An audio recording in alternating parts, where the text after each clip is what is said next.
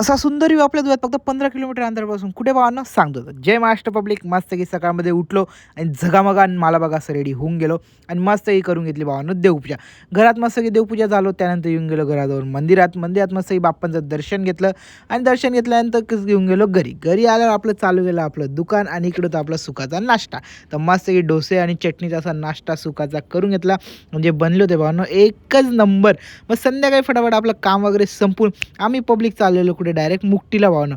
कारण की तिथं होतं भावनं जे मंदिर, महाकालेश्वरांचं मंदिर पूर्ण असं केदारनाथसारखं मंदिर बांधलं होतं भावनं त्यांनी. म्हणतातच जाऊनच येतो. मध्ये गेलो, मध्ये जे दर्शन झालं भावनं एकच नंबर. जी शांतता लागली एक नंबर. त्यावरनं टू गुड म्हणजे भावानं या मंदिराचा जो गाभारा आहे आणि त्यानंतर बाहेर आल्यानंतर असा सुखाचा असा निसर्गरम्य व्ह्यू भावानं.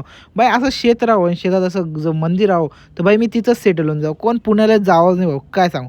मग डायरेक्ट दुसऱ्या दिवशी सकाळी मस्त बाप्पांचे दर्शन घेऊन निघालो आपण आपल्या मॉर्निंग वॉकला.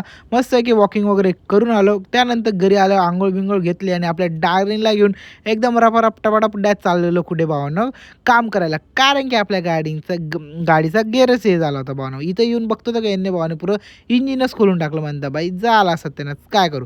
गाडीचं तर होत राहील तर आपण चाललेलो पेट पूजा करायला. तर मस्त की भेळ खाल्ली. आता भेटूया नेक्स्ट ब्लॉगमध्ये. तर बाय बाय. जय महाराष्ट्र.